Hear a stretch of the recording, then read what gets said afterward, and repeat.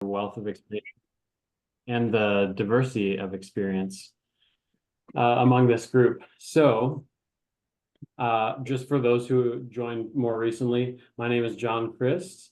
I am a member of NPSN's outreach committee. So here today to talk to you all about NPSN, the work that we do and why we do it.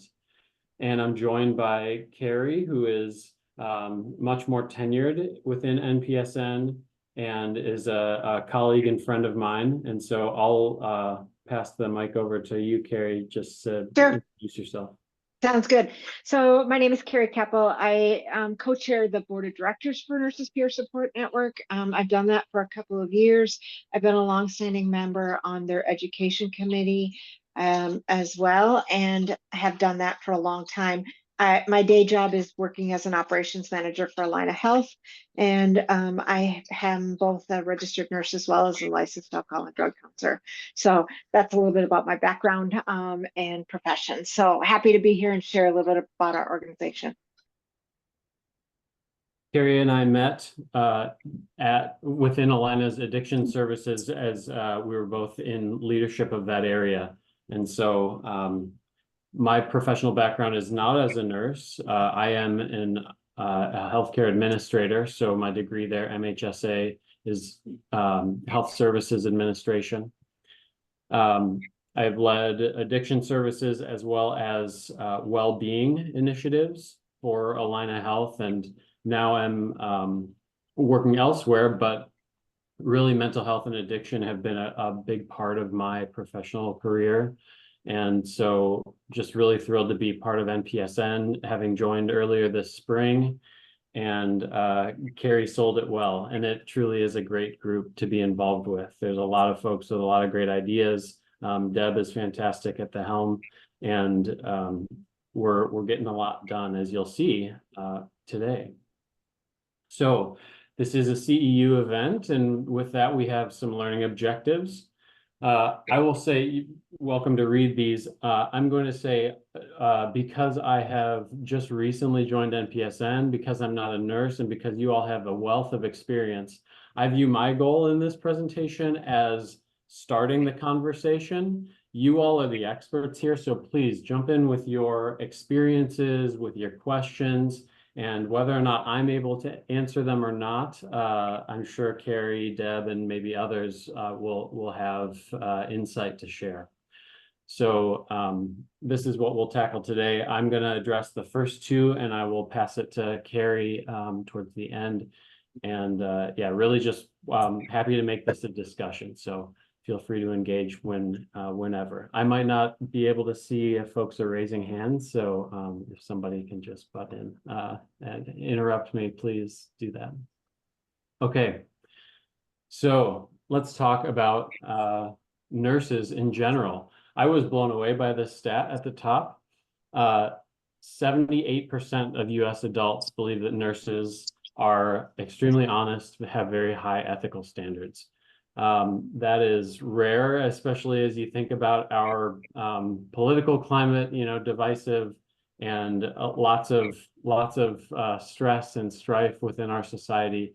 Having 78% of US adults that believe, wow, nurses, you all are doing some wonderful things. So the most trusted profession in this data is hot off the press, or as hot off the press as surveys can get, just earlier this year. So with that trust and respect, it is a bit of a double-edged sword. So when nurses experience SUD, substance use disorder, they may feel particularly as though they have failed personally and or professionally because of the high standards that they're held to by society, that you all are held to by society. One other statistic to share here as far as rates of SUD for nurses. So misuse of opioids is higher among nurses, and we'll talk a little bit about why. I imagine many of you can guess why that is. Overall, SUD prevalence is nearly the same as the average population. So we're going to talk about 4 risk factors for SUD among nurses. The first is attitude. So administering medications, seeing the effect of medications on patients is incredibly normal and familiar for nurses, whether or not you are currently administering or instructing patients on how to take or administer their own medications. You've certainly done it in the past. And so that connection between, hey, there's a substance and it has an effect, and I know how to administer or take this medication is something that just makes it that much easier for a nurse to look at a substance and make that connection. There is also, we talked a bit about shame and stigmatization.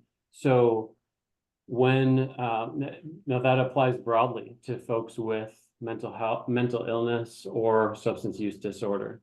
That stigma in our society exists. And so whether or not a nurse shares that stigma, holds that stigma towards the patients that they see or people in general in public,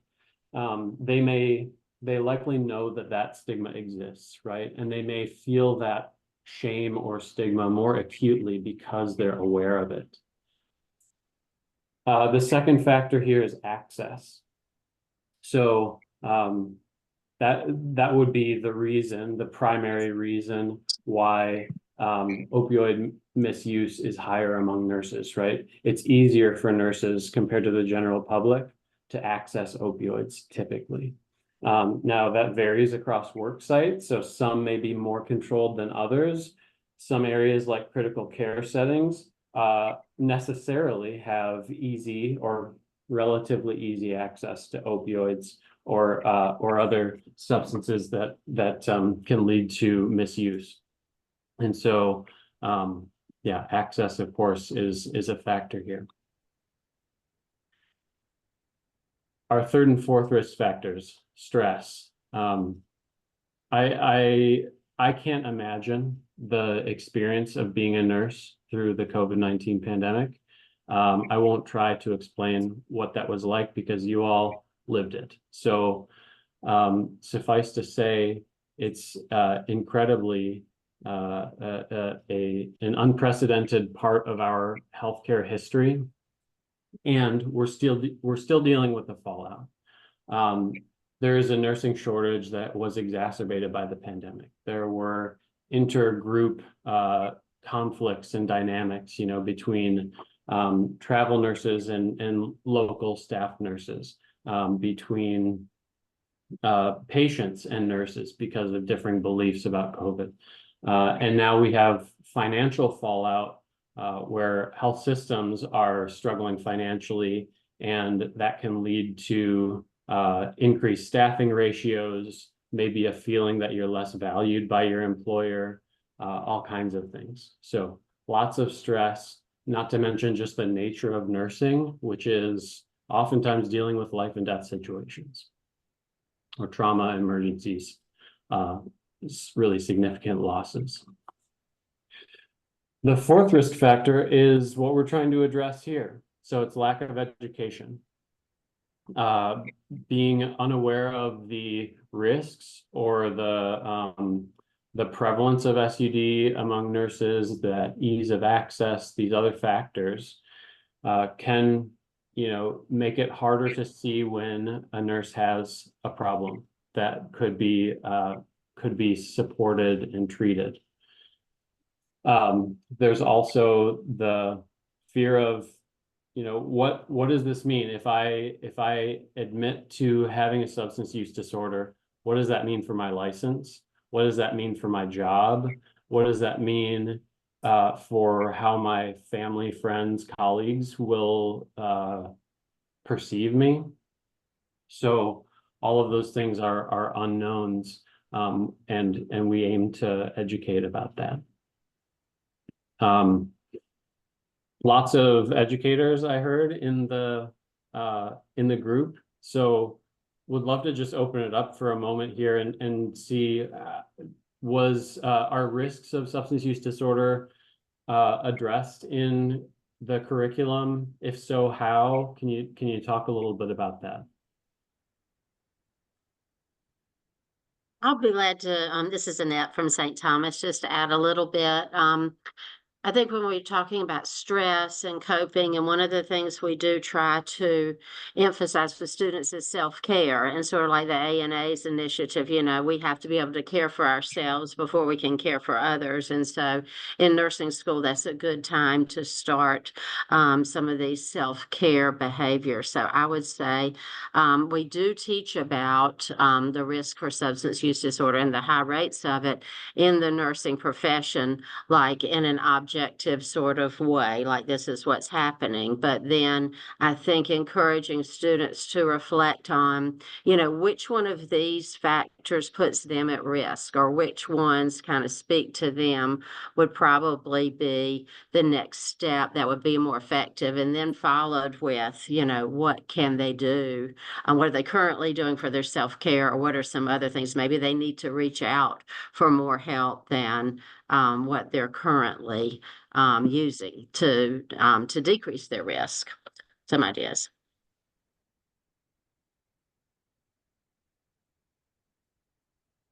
Dr. Harris, I see you've got your hand up. Sure. So I teach at St. Kate's. Wasn't my first rodeo. I taught at 3 other universities in Massachusetts before I migrated here. And in every program that I have been part of, both as faculty and then I was dean at one of the places, we integrated the need for self-care, certainly, and also the high risk for nurses to turn to substances for all of these reasons, as well as, you know, some of the familial, the environmental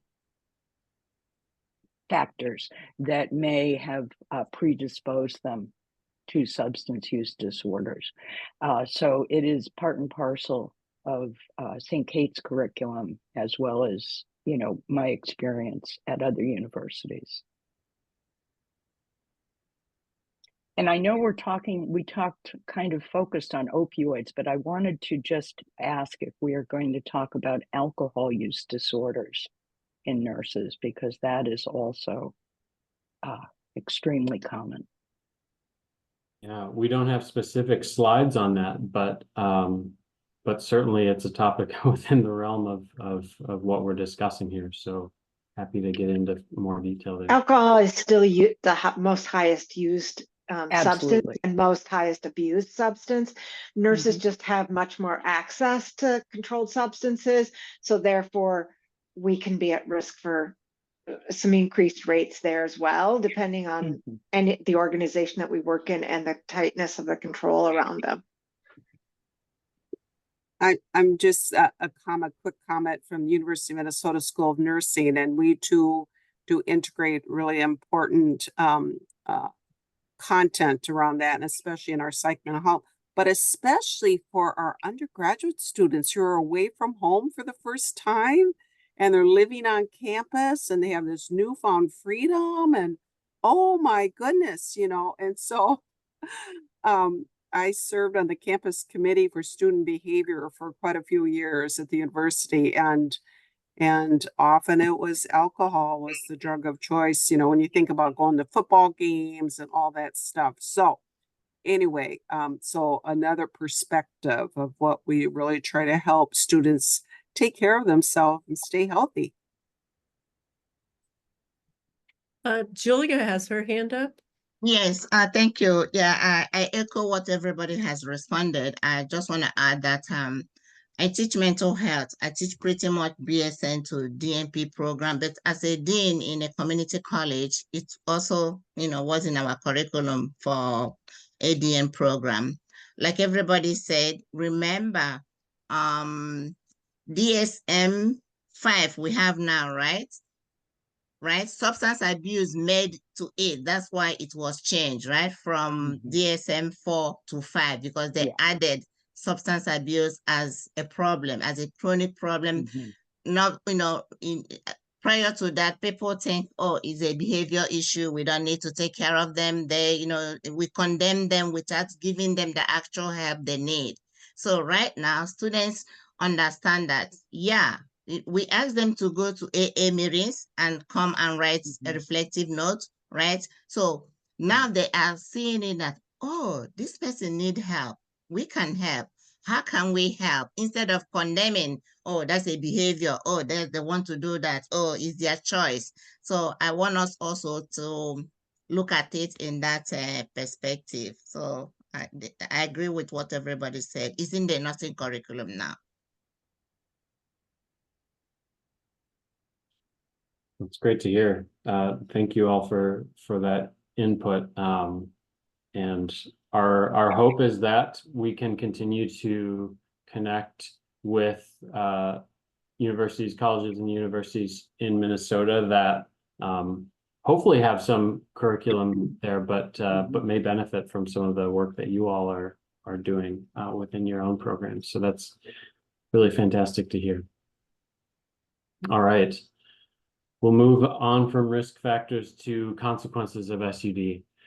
So we think, of course, about the personal impact of substance use disorder, which would be the health of the affected nurse, the career of the affected nurse. Even if seeking treatment, oftentimes nursing roles are not held for somebody who is seeking treatment. They may be for physicians, but not for nurses. So that's a unique aspect, or at least, yeah, not the jobs are not as well protected as physicians would be. But beyond the personal impacts are system impacts. So of course, patients who are either taken care of by a nurse under the influence or suffering from poor health or poor sleep because of substance use, or thinking about the nursing shortage, one less healthy nurse to serve the growing patient population means that nurses are stretched thin. So there's that impact on the nursing profession, the impact on trust in those really high standards for nursing that we talked about earlier.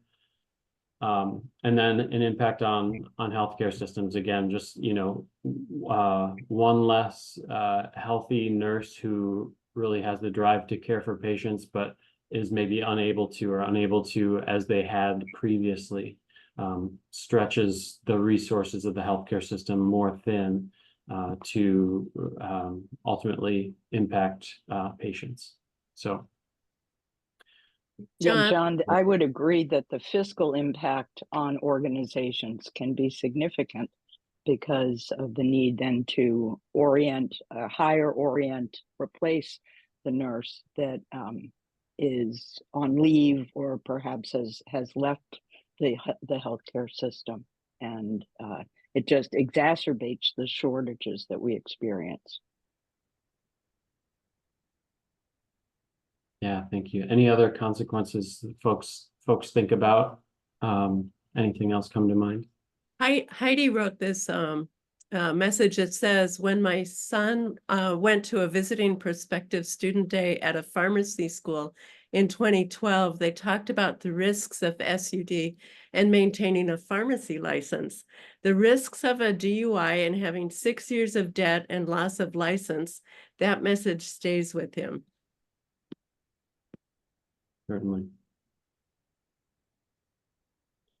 Certainly some severe consequences, and that's not always the ideal way to enforce a rule, right? We want to support too. We want to make sure that folks are empowered with information so that they know, sure, the risks, but also the support that's available, so that as upstream as possible, right? To prevent this as much as we can. Okay. A brief note about suicide and its interaction with substance use disorder and mental illness as well. So since the COVID pandemic, we've seen increasing suicide rates among nurses. Nursing suicide rates have in fact surpassed rates of physicians. And there is an association between suicide, substance use, and mental health issues. You can think of sort of all of these factors, of course, playing not nicely with each other, really just adding to the mental burden of a nurse. And so, you know, you're using a substance maybe because you're depressed or have some other mental illness. Your job may be affected, your relationships with your peers, and of course makes it more and more painful. So just a note here that this is another big consequence that we hope to prevent, certainly, as much as we can. So how do we do that? At NPSN, now I'm going to say we here, but I'm going to use that term loosely because I am certainly aligned with this mission and vision and what we're doing, but recognize the contributions of all the people who have been doing this for a decade or more. And so, now we'll talk a little bit about NPSN, what we are and how we help the community. So, a couple things that I'll highlight here. So the purpose really is not so much is to honor that there are consequences of substance use disorder, but really trying to inspire hope and healing for folks. You know, showing them that there is a way out of whatever they might be dealing with. We do that through education and outreach, as well as peer support. And peer support is really the core activity that drives NPSN. Our vision is that all nurses in Minnesota will have access to community-based peer support. And part of that access is the knowledge, the awareness that it exists and that, you know, and when it could benefit you. Okay, so somebody already name dropped Marie Manthe, so we've got some fans in the audience. NPSN was founded in 2014 by Marie Manthe, and really, again, started as peer support. The organization has adapted with the times, and so, you know, this big factor of COVID-19 shifting a lot of things to virtual. So currently there are 11 online meetings a month, 2 in-person meetings in some of our larger cities. And the groups are led by what we have termed conveners. These conveners are not therapists, they're not leaders, they're not trusted servants, if you're familiar with that term. They receive training through NPSN and they facilitate groups, they coordinate the scheduling, they make sure that folks have what they need generally to be participants in the group. But the goal is not to lead, but really be a peer within those groups. We'll show a little bit more stats of those in a moment here. So we've got our 13 groups. They are led by nurses who are in long-term recovery. Key to note that these are all volunteers. And again, safe space, a healing environment. I know somebody mentioned before, you know, you got to take care of yourself, put your own oxygen mask on first, right, before helping others. So you all are such caring people, and nurses may need a reminder from time to time that, hey, you know, your own health is really important.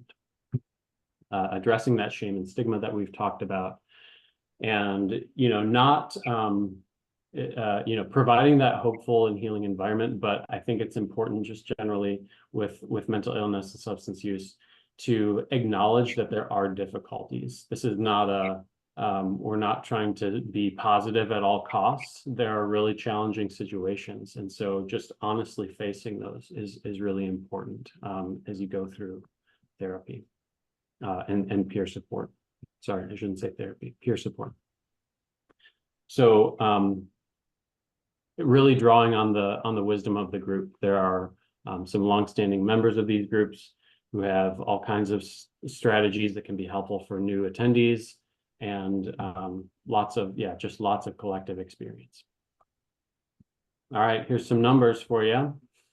So in 2024, so far, 3,014 attendees across our group. So every month we're having about 430. You can see it's pretty stable over time. So lots of repeat attendees who, as I said, can really help out for folks who are looking to you know, try it out and see if this environment is right for them. This slide I really like and am impressed by, again, taking no credit for it myself, but just acknowledging the great work that NPSN is doing. Already in 2024, there have been more presentations, more folks, more courses and nursing students and professionals that we have reached with our outreach compared to all of 2023. So we've already outpaced 2023 and on pace to do quite a bit more. For example, with our next free CEU event, which is either in person or virtual, but it is at the retreat in Wayzata. So if you're able to make it there, a beautiful place.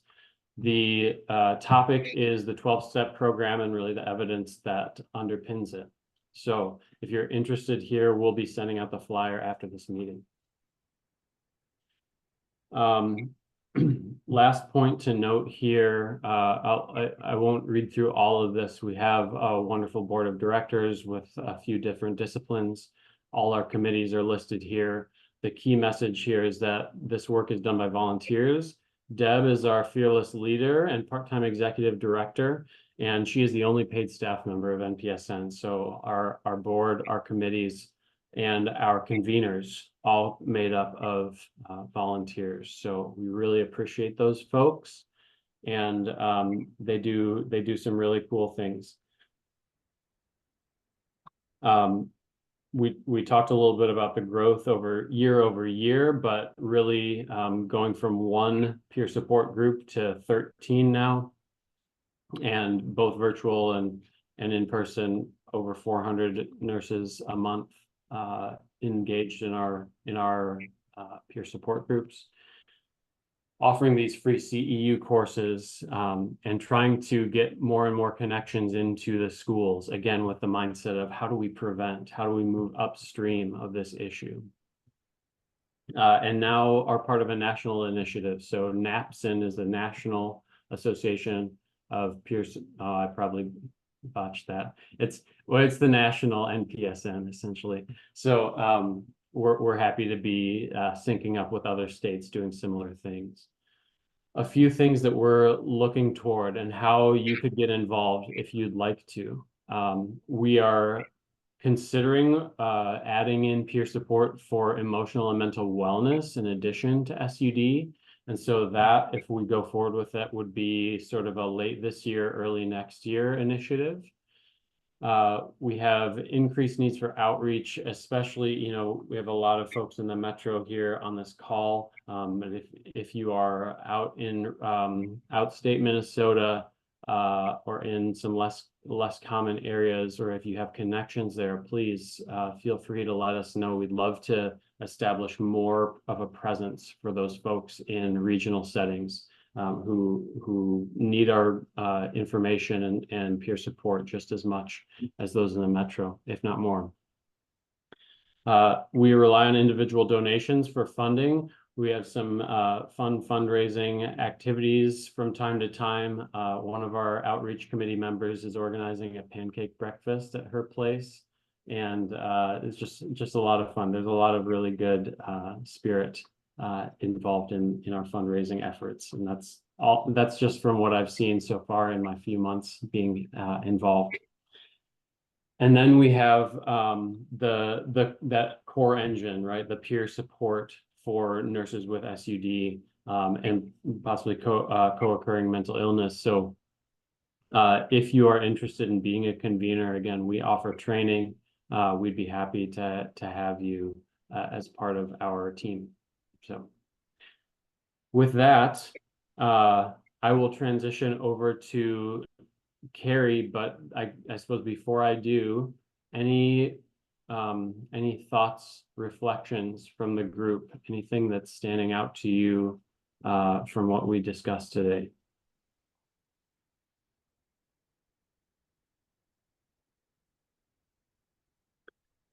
suppose there'll be time as well at the end of our presentation too. So maybe best now I will transition to Carrie and go ahead, Carrie. Cool. I'm actually going to have John ask you to stop sharing and see if we can get as many people that are willing to be on camera. It helps me as I tell a personal story. I know that's at least one of you when we were kind of checking in earlier. It's easier to relate when somebody tells you a personal story, and you put a recognizable understanding of what being a nurse with a substance use disorder could be like, or what you could experience. And my hope is, as I tell you a little bit about my journey with the disease of addiction and in recovery, is that you look for the 4 risks that we talked about: access, attitude, stress, lack of education. The other thing that John touched on at the end was the volunteer piece. We aren't only looking for convener volunteers, we're looking for volunteers to be on our committees or to do outreach or to be fundraisers, to get the message out. All of you have the opportunity in your communities to talk a little bit about MPSN. We're happy to help you do a 30-second elevator speech. Kathy was talking about elevator speeches earlier. We're happy to help you put something together or hand you a few cards to talk about it. We want that resource out. Just like you talked about, many of you talked about the resources that you're sharing on wellness and self-care and substance use disorder in nursing now.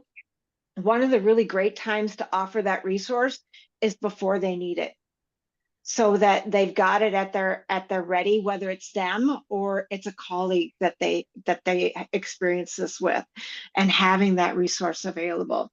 So as I said, my name is Carrie. I am a person in long-term recovery.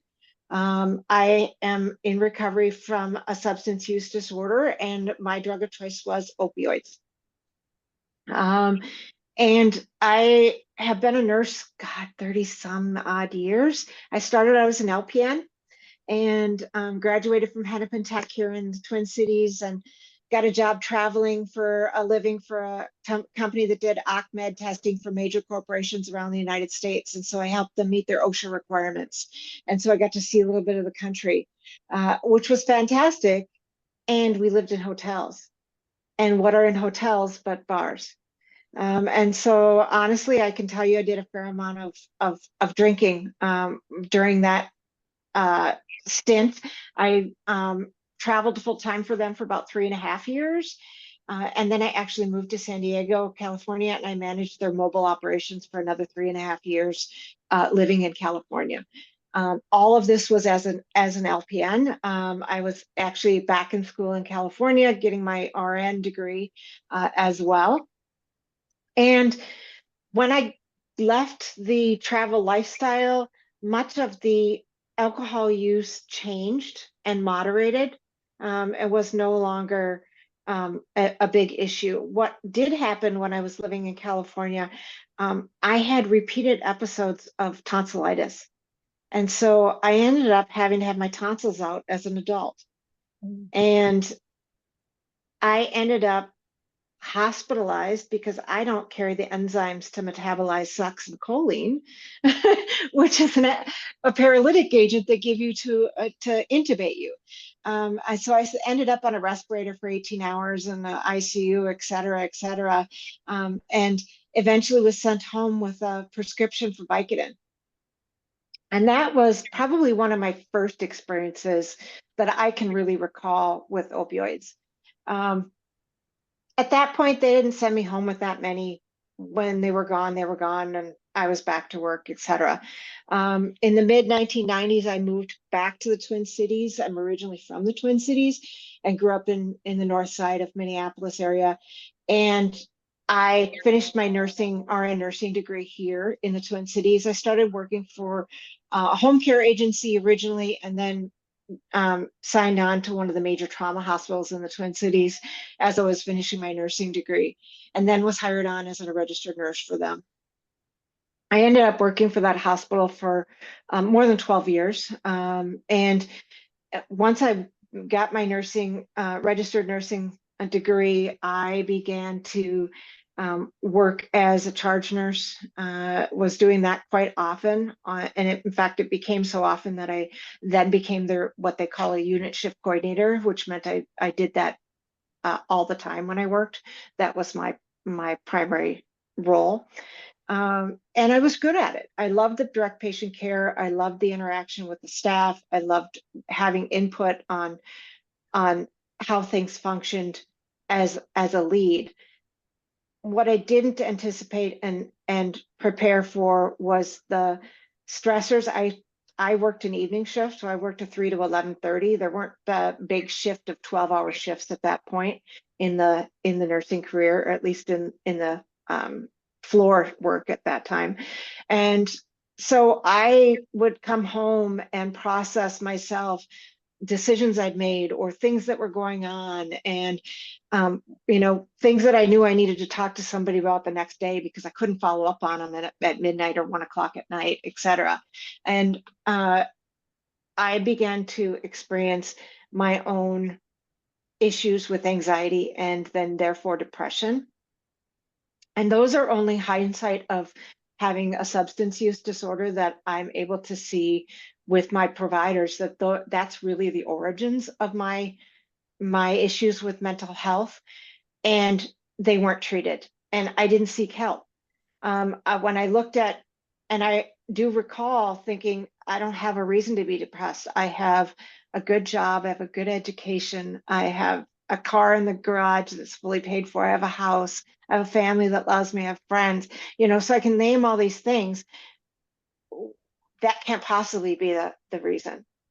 And in the end, it ended up being, I couldn't shut off the chatter in my brain of things that I felt like I had to keep track of, and that rumination of stuff. So one night I made a decision that I was going to reach into my medicine cabinet, and I used some leftover pain medication that was in my medicine cabinet from a previous episode of something that I had had and just never thrown away.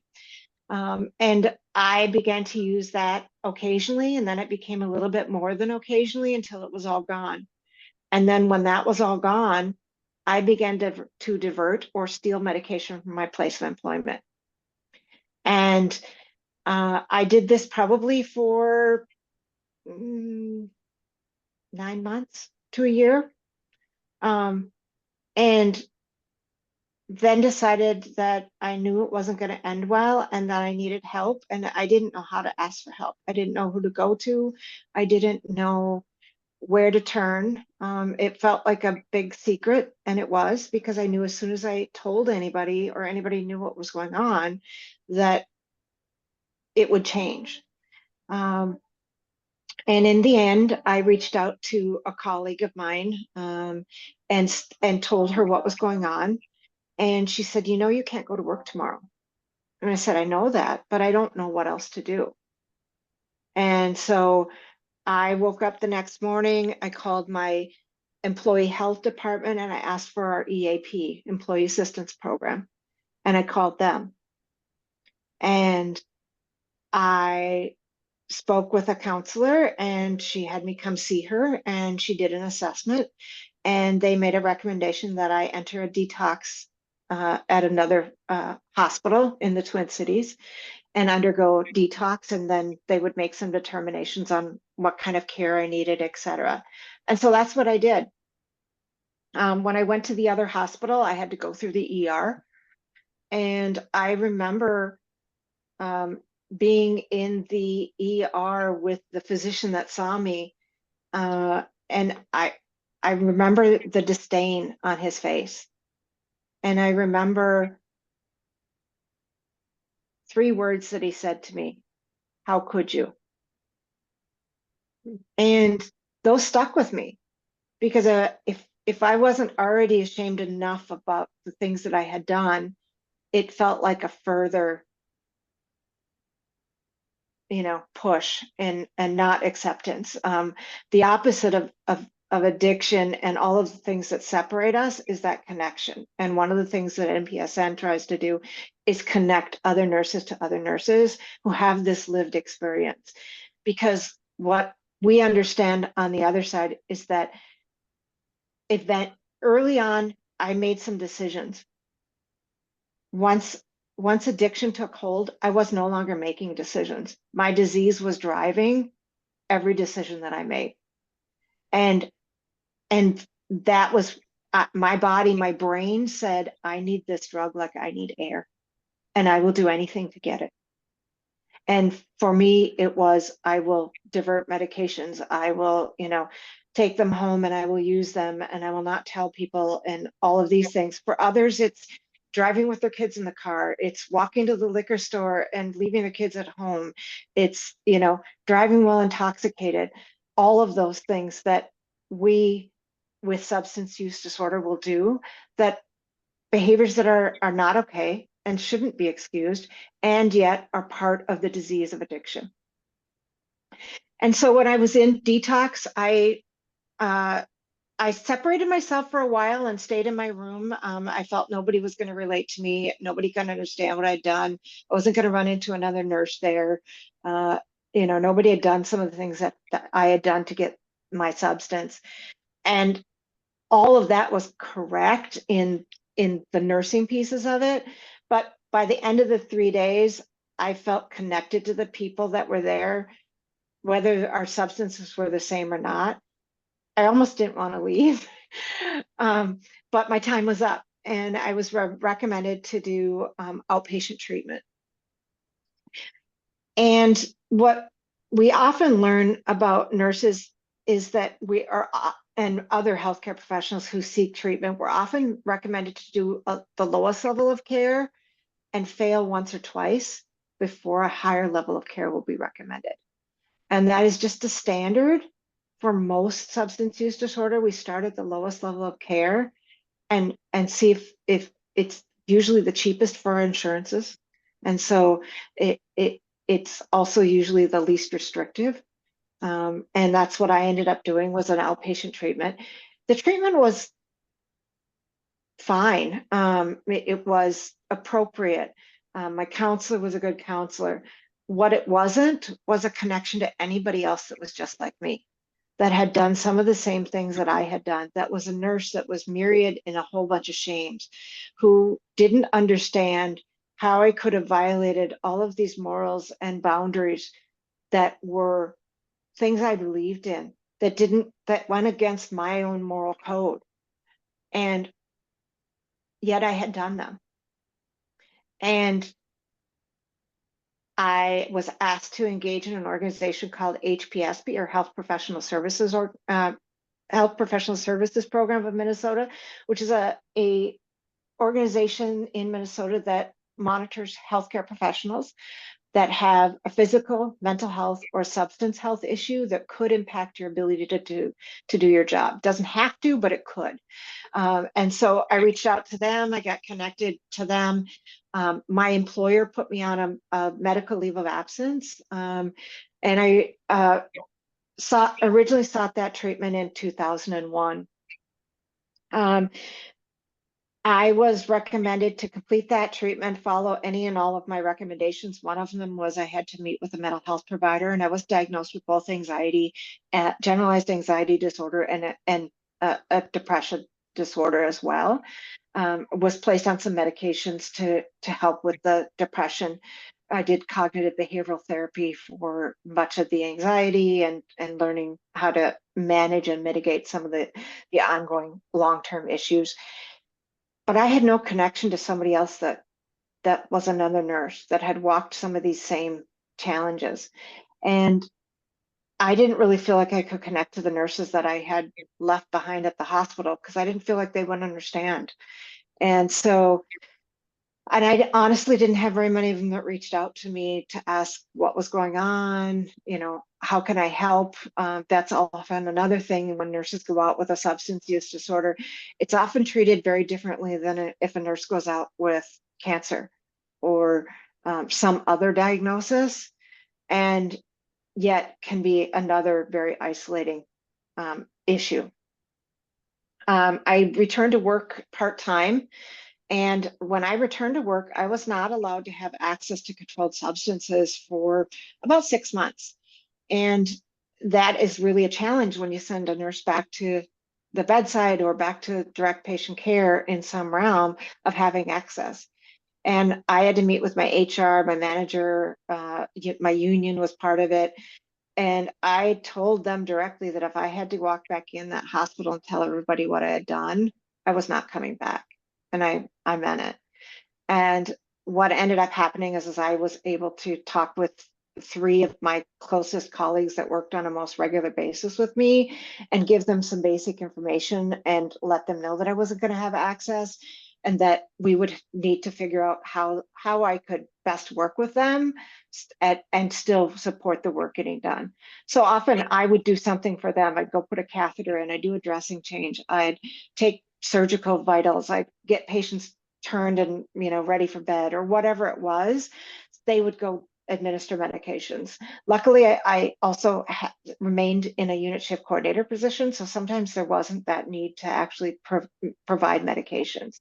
After that 6-month period went by, I was actually allowed to have access, and that too went well. I was required to go to support meetings, so I went to 12-step support meetings in the community. I had a sponsor. And I'm happy to say that I stayed sober. I didn't return to use of substances, alcohol or otherwise, during those 3 years of being monitored. Most often a monitoring contract is 3 years.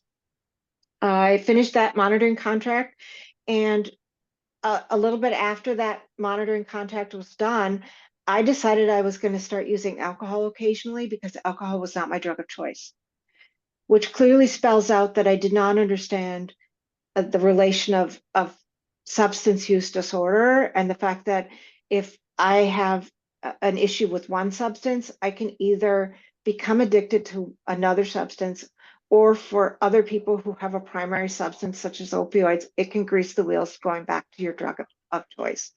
And for me, that's what ended up happening. I didn't end up having issues with alcohol.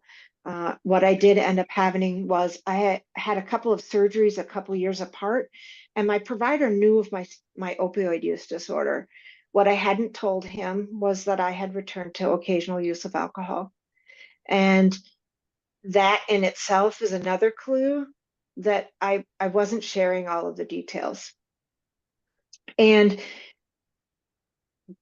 my monitoring, my physician helped monitor the use of the opioids, and my first surgery went extremely well, and I didn't have any issues with the opioids or the pain medication. Returned to work. My second surgery had some complications, and I ended up being out a little bit longer. I ended up eventually going back to the hospital with a couple of drains in still because things didn't go exactly as planned, which happens, you know that, right? And it somewhere along the line, I began diverting pain medication again from the place of work. This time, it was much quicker. My place of employment, I would say within a few months, figured out what was happening, and they actually confronted me. I had one of those really uncomfortable meetings with your manager, with the union representative, with HR, with employee relations. And what they said was, we basically think you're stealing our drugs. And I admitted that I had relapsed and that I needed help. And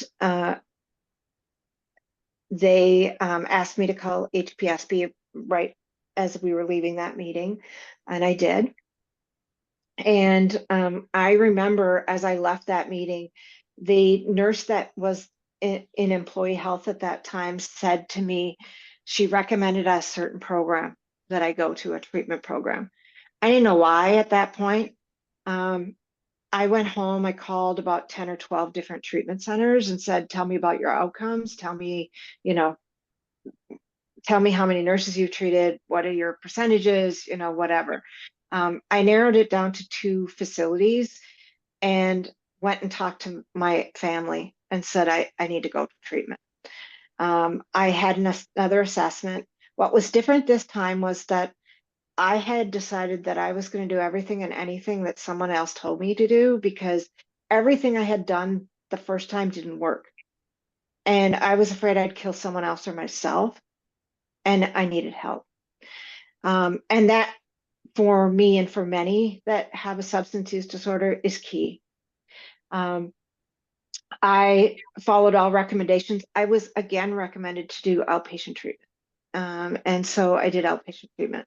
What was different this time was my counselor had been a nurse in a previous life. And so she had some inkling of the guilt and shame that I was harboring that had to do with being a nurse and all of these morals and boundaries and the honesty factor that we talked about in the very beginning. And all of these that must have gone beyond what I would have ever fathomed for myself and what I would have done. And she began to help me unpack that. And then I ended up in a continuing care group that was just female healthcare professionals. It was social workers, physicians, nurses, others like me, and we connected. During that time, I was terminated from my job at the hospital, rightly so. I ended up getting a job working for a insurance company, and ironically, my job was helping people make behavior changes around their own chronic conditions like diabetes, hypertension, etc. So I did coaching calls with them and all of that, and I was actually really good at it. And having my own chronic condition, I mean, put me in a good stead, right? December, my sobriety date is 7/8/9, so July 8th of 2009, and I'm grateful to say I celebrated 15 years this year. Yeah, thank you. I actually in December of 2009 got a letter from the Board of Nursing that said, we want to suspend your nursing license for 18 months. And what I didn't understand was, when anyone is terminated in the state of Minnesota as a nurse, most often your employer needs to report the reason for termination to the Board of Nursing. And that's what started my journey with the Board of Nursing. My prior experience with HPSP and successful completion never reached them because it's successfully completed. But in the end, that ended up being a significant barrier for me, because when I went before them, and my foray before the Board of Nursing in Minnesota took about 13 or 14 months until a final decision was made about my license, because I retained an attorney, and at that point they were only meeting every other month, et cetera, that they made a decision that they were going to suspend my nursing license for 12 months. And I ended up losing my job that I had that was supportive of my work, and they knew I was an HPSP. There was no access to controlled substances. The board was also setting an example. The environment in Minnesota in 2009, 2010 timeframe around substance use disorder was fairly harsh, and it was a way to send a message. And there were some pretty harsh criticisms in the Star Tribune at that point. And so that was another example. They also felt lied to about not knowing about my prior experience with HPSP. And well, I can't control that. That is the nature of HPSP. If you successfully complete and you do all of the things that you need to in monitoring, it doesn't reach the board. And so that was beyond my control.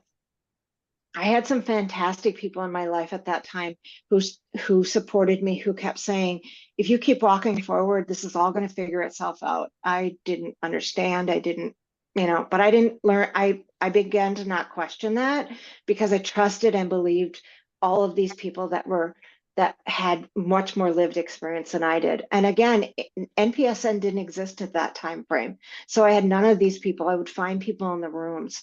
I belonged to the Fellowship of Narcotics Anonymous, and I would find others that were nurses or physicians or providers, et cetera. I stayed connected to some from my treating facility as well.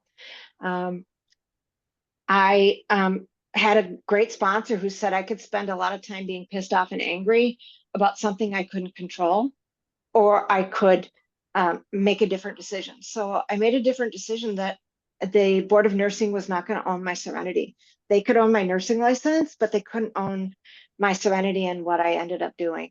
I ended up working as a supervisory assistant in a school district, ironically with kids that were in substance use disorder outpatient treatment.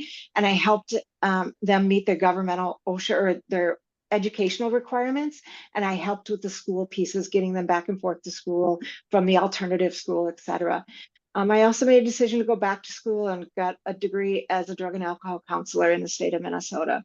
I went back before the Board of Nursing, got my license back when I could, and it was in what's called a stayed suspended status. And so I still had restrictions on my license and I could practice, but I had all these things that had to be jumped through. I now had a public record on my license, so it's also somewhat difficult to get hired. And I also was graduating with my degree in drug and alcohol counseling. And I knew if I didn't start working in that career, nobody'd hire you as a new grad either. So I started working. I was hired on by the Hazelden Betty Ford Foundation and ended up running their healthcare professional program and worked with nurses and physicians and other providers that had a substance use disorder. And I did that for 6.5 years. And then I left them in January of 2021 and hired on with Allina Health, who very clearly knew of my disease and knew of my background and my non-perfect nursing record, and said, we want to hire you because you have the experience and because you have the lived experience of somebody with this disease. And that is phenomenal to know, because I feel like such a better nurse because I have the disease and have walked through it, that I feel like I can help other people out. And so I get that opportunity every day. And that's one of the major reasons I believe, like Kathy and Deb and John in this organization, because the opposite of addiction and substance use disorder is connection. And so I offer my story up as a journey. I eventually went back to the Board of Nursing and said, I want to release these restrictions on my license. Tell me how. In the end, that ended up happening. I had a great opportunity with Deb to go back to them again this June. And it was about 9 years after I had gone before them that last time, and said, none of you were probably here at this point, but let me share a little bit and let me show you the face of a nurse in recovery, because these are the people that are coming before you, before the disciplinary review panel. And they want you to see that we do recover, and that we are living miracles, and that there are more of us out there, and that we need to offer a hand up, as well as keep patients safe and do all the other things. But nurses are dying because we don't have the opportunity to give them the resources and the support that they need. So that's just a little bit of my journey. And I know we're running over, so I am just going to open that to any questions, and I'm happy to eventually join if you guys want speakers. We've got those for any of your nursing programs, etc. It helps put a face to the disease.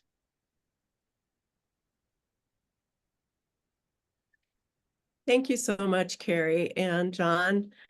Any questions or comments? You're getting lots of accolades in the chat.